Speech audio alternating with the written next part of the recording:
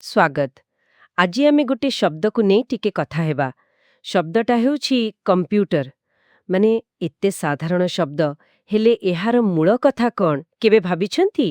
ଆମ ପାଖରେ ଗୋଟେ ଲେଖା ଅଛି, କମ୍ପ୍ୟୁଟର ଗଣନାର ଉତ୍ପତ୍ତି। ତ ସେଇଠୁ କିଛି ମୁଖ୍ୟ କଥା ଆମେ ଦେଖିବା। ଆମର ଲକ୍ଷ୍ୟ ହେଉଛି ଏଇ ଶବ୍ଦଟା ଆସିଲା କେମିତି ଆଉ ଆଜିର ମସିନ୍ ସହ କେତେ ଯୋଡ଼ା ସେଟା ଟିକେ ବୁଝିବା। ଚାଲନ୍ତୁ ଆରମ୍ଭ କରିବା। ହଁ ନିଶ୍ଚୟ। କୌଣସି ଜିନିଷର ନାଁ ପଛର କାହାଣୀ ଜାଣିଲେ ବେଳେବେଳେ ବହୁତ ମଜା ଲାଗେ ଆଉ କିଛି ନୂଆ କଥା ବି ଜଣାପଡ଼େ। ଠିକ୍ କହିଲେ। ତେବେ ଏଇ ଲେଖା ହିସାବରେ କମ୍ପ୍ୟୁଟର ଶବ୍ଦଟା ଆସିଲା କୋଉଠୁ? ହଁ, ଏଇଟା କ'ଣ କହନ୍ତି ଲାଟିନ୍ ଭାଷାରୁ ଆସିଛି। ଗୋଟେ ଶବ୍ଦ ଅଛି କମ୍ପ୍ୟୁଟରେ, ସେଇଠୁ। କମ୍ପ୍ୟୁଟରେ।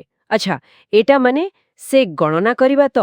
ମୋର ଯେତିକି ଧାରଣା, ପୁରୁଣା କମ୍ପ୍ୟୁଟର ତ ସେଇଆ ହିଁ କରୁଥିଲା। ହଁ ହଁ, ଏକଦମ ଠିକ୍। ଗୋଟେ ମୁଖ୍ୟ ଅର୍ଥ ତ ସେଇଆ। କମ୍ପ୍ୟୁଟରରେ ମାନେ ଗଣନା କରିବା, ଗଣିବା, ମିଶେଇବା ଏମିତି। ଆଉ ସେଇଟା ହିଁ କମ୍ପ୍ୟୁଟରର ସବୁଠୁ ବେସିକ୍ କାମ। ଆଜି ଯେତେ ସବୁ କମ୍ପ୍ଲେକ୍ସ କାମ ହେଉଛି, ତାର ମୂଳଦୁଆ ତ ସେଇ ଗଣନା ହିଁ। ବୁଝିଲି। ଏଇ ଅର୍ଥଟା ଆବାକସ୍ ହଉ କି ପାସ୍କାଲଙ୍କ ମେସିନ୍ ହଉ, ସବୁ ପ୍ରକାର ଆରମ୍ଭ ସମୟର ଗଣନା ଯନ୍ତ୍ର ପାଇଁ ପୁରା ଫିଟ୍। କିନ୍ତୁ ମୁଁ ଯେମିତି ଶୁଣିଛି, ଏହାର ଆଉ ଗୋଟେ ମାନେ ବି ଅଛି। କିଛି ଅଲଗା, ଖାଲି ଗଣନା ନୁହେଁ। ହଁ ହଁ, ଠିକ୍ ଧରିଛନ୍ତି। କମ୍ପ୍ୟୁଟରର ଆଉ ଗୋଟେ ଅର୍ଥ ଅଛି, ଆଉ ସେଇଟା ବୋଧେ ଆହୁରି ଇଣ୍ଟରେଷ୍ଟିଂ। ସେଇଟା ହେଲା ଏକାଠି ଚିନ୍ତା କରିବା। ଏକାଠି ଚିନ୍ତା କରିବା। ଆରେ ବାଃ, ଏଇଟା ତ ପୁରା ଅଲଗା କଥା। ମାନେ ଆମେ ଯୋଉ ମେସିନ୍କୁ ଖାଲି ଗଣିବା ପାଇଁ ଜାଣିଛେ, ତା ନାଁ ଭିତରେ ଏମିତି ଗୋଟେ ମାନେ ଲୁଚି ରହିଛି। ଏ କେମିତି? ଦେଖନ୍ତୁ, ଏଇଟା ଏମିତି, ଏଥିରେ ଦିଟା ଭାଗ ଅଛି। କମ୍ ମାନେ ହେଲା ଏକାଠି, ଆଉ ପୁଟେରେ ମାନେ ହେଲା ଚିନ୍ତା କରିବା କିମ୍ବା ବିଚାର କରିବା। ତ ମିଶେଇଦେଲେ ହେଲା ଏକାଠି ଚିନ୍ତା କରିବା। ଓହୋ। ଏଇଟା ଗୋଟେ ପ୍ରକାରରେ ସୂଚନା ଦଉଛି ଯେ ହୁଏତ ଆରମ୍ଭରୁ ଖାଲି ଗଣିତ ନୁହେଁ, ଗୋଟେ ବଡ଼ ଧରଣର ଚିନ୍ତା ପ୍ରକ୍ରିୟା ବି ଏଇ କନସେପ୍ଟ ସହ ଯୋଡ଼ା ଥିଲା। ଆଉ ଗୋଟେ କଥା, ଆଗେ କମ୍ପ୍ୟୁଟର ମଣିଷମାନଙ୍କୁ କୁହାଯାଉଥିଲା, ଯେଉଁମାନେ ଗଣନା କରୁଥିଲେ। ପରେ ଯାଇ ମେସିନ୍ କଥା ଆସିଲା। ଆଚ୍ଛା। ତ ହୁଏତ ସେତେବେଳେ କେହି ଭାବି ନଥିଲେ ଯେ ମେସିନ୍ ନିଜେ ଚିନ୍ତା କରିବ ବୋଲି। କିନ୍ତୁ ଅନେକ ତଥ୍ୟକୁ ଏକାଠି କରି କିଛି ଗୋଟେ ନିଷ୍ପତ୍ତିରେ ପହଞ୍ଚିବା, ଏଇ ପ୍ରସେସଟାକୁ ବୋଧେ ଏଇନା ଦର୍ଶଉଥିଲା। ଆରେ, ଏଇଟା ତ ଶୁଣିବାକୁ ଆଜିକାଲିର ନେଟୱାର୍କିଂ କିମ୍ବା କ୍ଲାଉଡ୍ କମ୍ପ୍ୟୁଟିଂ ଭଳିଆ ଲାଗୁଛି।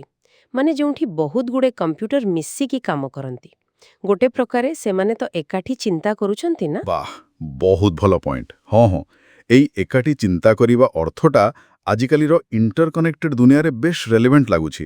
ଖାଲି ଗଣନା ନୁହେଁ, ଏବେ ତ ଇନଫର୍ମେସନ୍ ଶେୟାରିଂ, ଆନାଲିସିସ୍, ଅଲଗା ଅଲଗା ସୋର୍ସରୁ ନଲେଜ ବାହାର କରିବା, ଏସବୁ ସେଇ ମୂଳ କନସେପ୍ଟର ଗୋଟେ ଆଧୁନିକ ରୂପ ଭଳି ଲାଗୁଛି। କେବେ ଯଦି ଆମେ ଏଇ ଏକାଠି ଚିନ୍ତା କରିବା କଥାଟାକୁ ଆହୁରି ଟିକେ ଆଗକୁ ନେବା, ଏଇଟା ଆମକୁ କୋଉଠି ନେଇକି ଯାଉଛି? ହଁ, ଏଇଟା ଆମକୁ ସିଧା ନେଇଯାଉଛି ଆଜିର ସବୁଠୁ ବଡ଼ ଚର୍ଚ୍ଚାର ବିଷୟ ପାଖକୁ, ମାନେ ଆର୍ଟିଫିସିଆଲ ଇଣ୍ଟେଲିଜେନ୍ସ, ଏଆଇ।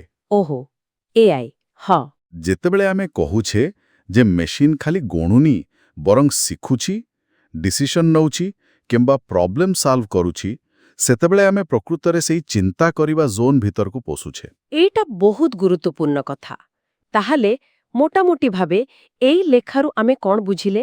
କମ୍ପ୍ୟୁଟର ଶବ୍ଦର ଏଇ ଯୋଉ ଦିଟା ମାନେ, ଗଣନା କରିବା ଆଉ ଏକାଠି ଚିନ୍ତା କରିବା, ଏଇଟା ଆମକୁ ଏଇ ଟେକ୍ନୋଲୋଜି ବିଷୟରେ କ'ଣ କହୁଛି? ଏଇଟା ଦେଖଉଛି ଯେ କମ୍ପ୍ୟୁଟର ଖାଲି ଗୋଟେ ମେସିନ୍ ନୁହେଁ, ଏଇଟା ଗୋଟେ କନସେପ୍ଟ ଯାହା ସମୟ ସହିତ ବଦଳିଛି, ଇଭଲ୍ଭ ହେଇଛି।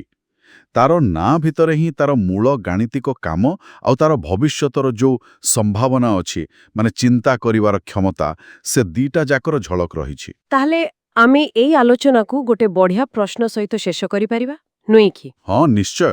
ଦେଖନ୍ତୁ, ଯଦି କମ୍ପ୍ୟୁଟରର ମୂଳ ଆଇଡିଆ ଏକାଠି ଚିନ୍ତା କରିବା ସହ ଯୋଡ଼ା, ଆଉ ଆମେ ଏବେ ଏଆଇ ଯୁଗରେ ଅଛୁ, ଯୋଉଠି ମେସିନ୍ ସବୁ ବହୁତ କିଛି ମଣିଷର ବୁଦ୍ଧି ଭଳି କାମ କରିପାରୁଛନ୍ତି, ତେବେ ପ୍ରକୃତରେ ଚିନ୍ତା କାହାକୁ କହିବା? ମଣିଷର ଚିନ୍ତା ଆଉ ମେସିନ୍ର ଏଇ ଯୋଉ ବଢ଼ୁଥିବା ଚିନ୍ତା ଶକ୍ତି, ଏଇ ଦିଟା ଭିତରେ ଲାଇନ୍ କେତେ ସ୍ପଷ୍ଟ ନା ପୁରା ମିଶି ଯାଉଛି?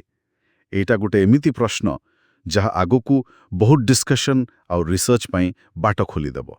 ବାଃ, ସତରେ ବହୁତ ଗଭୀର କଥାଟେ। ଏଇ ଚିନ୍ତା ସହିତ ହିଁ ଆଜିର এই ଆଲୋଚନାକୁ ଏଇଠି ରଖିବା।